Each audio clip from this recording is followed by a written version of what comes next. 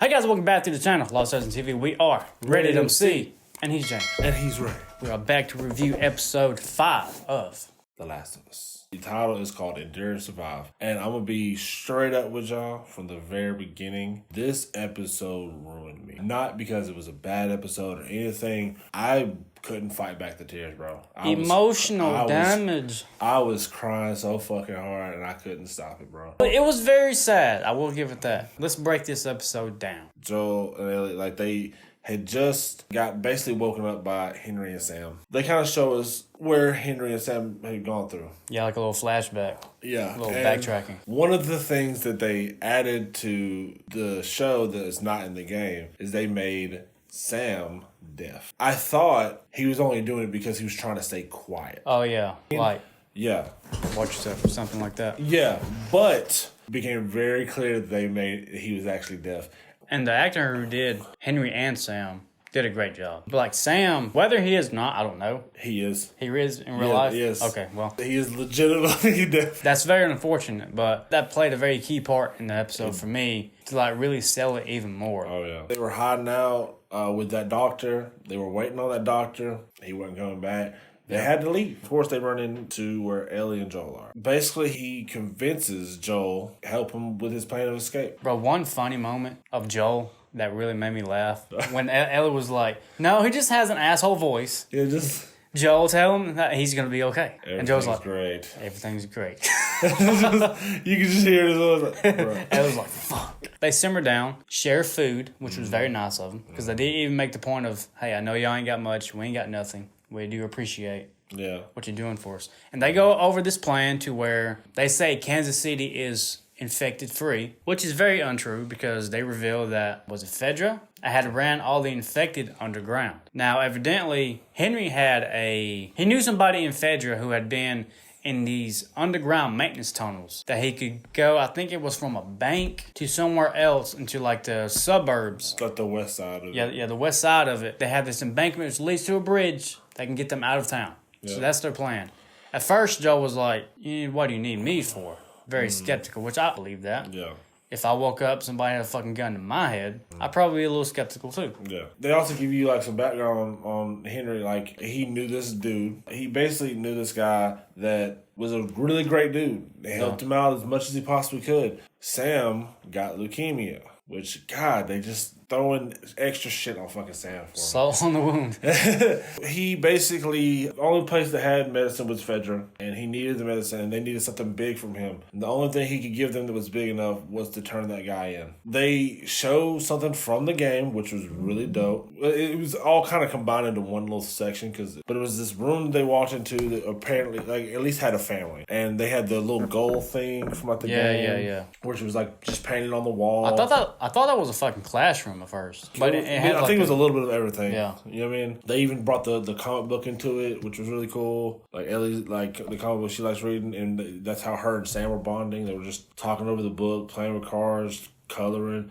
And Sam has this little etch-a-sketch thing that he uses to with paper, yeah. Yeah, like he uses to like write and talk to people. Like he knows sign language and he can communicate to Henry very well with that. And Henry's very good with sign language. But Joel and Ellie, they don't know sign language. So in case he needs to talk to him, he just writes it on the thing. They get out on the other side of the tunnels and they're on the west side. Henry's like, oh, we're doing great. Yeah, my plan worked and all that. And then bang, somebody started shooting. Sniper. Also from the game, I like how they changed the setting. It's a nighttime thing now.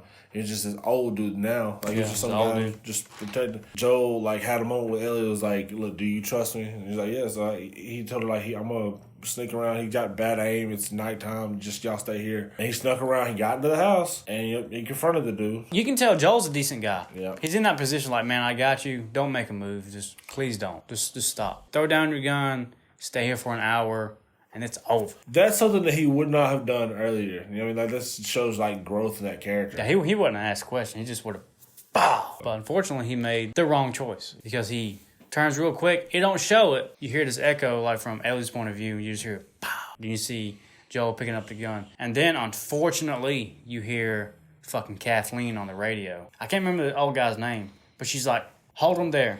We're almost there. Yeah, I think it was Kevin. And this next sequence, bro, I was like on the edge of my seat the whole fucking time. The first things first, these motherfuckers pull up, right? And Kathleen in the resistance group, and they fucking come in with this motherfucking big ass truck just plowing these motherfucking cars out the way. And you see fucking Joel fucking getting scared with fucking sniper trying to hit it. He's missing the first few couple of shots. You see Ellie, you see Henry, you see Sam just running for their fucking life.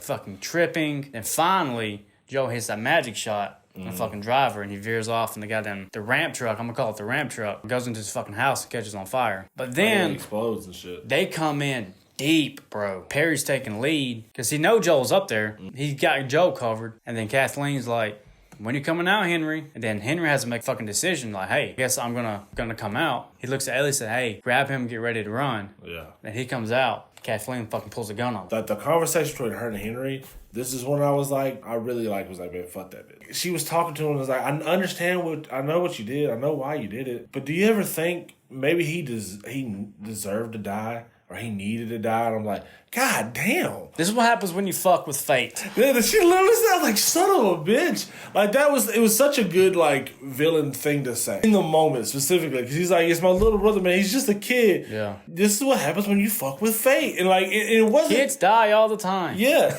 And at no point was she yelling... Was she viscerally angry, like you could hear it in her voice? It was almost as if she was just, like, done with the situation. Like you can kind of hear that. She was like, kids die all the time. Like, she was just ready to be done with this. Like, be done with him. Well, dude, when he came out, the look on her face really sold me.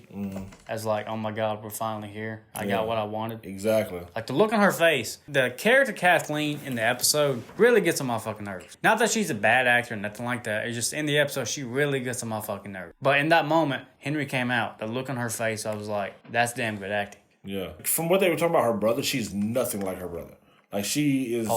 Polar opposite. Even if she kills Henry, I don't think she finds peace. Oh, bro. The moment I've been waiting for. I was watching her, and I was like, there's no way, no how this turns out good for anybody. Either Henry's going to get killed. I felt like even with Ellie and Sam, even when they was going to run, I thought Joel might take some cover shots, but they're going to get caught. Yeah. Like, they're too deep. I was thinking they were going to change the story up and, like, from, like, the game and, like, oh, like, kill Henry here, but then they do something else. Like, so I thought something was going to happen, like, because they kept trying to show that truck in the background. So I thought maybe, like, they look and then that's how Ellie and they sneak off, but they still kill Henry. But then, like I said, what happens is crazy. Yeah, so Kathleen pulls the fucking gun. She's ready. She's ready to end it all. Then all of a sudden you hear this. And everybody looks behind them. You see that big fucking ramp truck fucking tilt and go on the ground. All of a sudden you start hearing these distant. Yeah. Ready to show you all the noises you know how to make. I thought this might happen in this particular point in time, but I wasn't sure. It didn't happen the way I thought it was going to happen. I thought that you're going to see a few infected come out. No, bro. They fucking marched out all at once like a motherfucking parade. Fucking Cinco de Mayo. Fucking Mardi Gras. Anal beads everywhere. When they came out, they moved so inhuman-like. And it freaks me out still. Which is crazy because there were all people in that. Like, it wasn't like CGI shit. There was people running. It's like, that's... How do you do that? That was fucking insane. Like, cause I you know what I'm talking about? Yeah, like the movements, like just it's not human like. It's people who enjoy the fucking game and studied that shit to more like I know how to make the movements like they did and everything. To a teacher, they start fucking spraying and spraying. Ellie and Sam's running, Henry's running, Joel's taking fucking cover shots for Ellie and them, and then you see the 500-pound WWE champion of the world, the big motherfucker I've been waiting for, the bloater, boy. And, bro, the way he looked, the way he moved. Bro. And I knew when Perry told Kathleen to run, I was like, you dead, motherfucker. You're dead.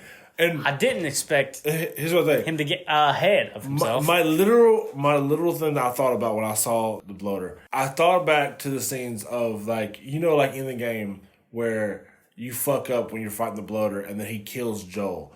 But, like, the way he kills Joel, like, before, like, he cuts up and makes you redo it again, is, like, he stabs his fingers in his eyes and, like, he starts pulling this, like, fucking face and, like, mouth open and shit. I wanted that kill. I thought they were doing it, and it kind of, like, he just, like, basically ripped the motherfucker's head off like it was nothing. I was like, God dang, bro. Like a leg off a doll. Yeah, just blah. And they were shooting at him. It did nothing. It didn't faze him. It didn't faze him at all, bro. He wasn't even reacting to it. Like, he wasn't like, boom, boom, boom. He was just...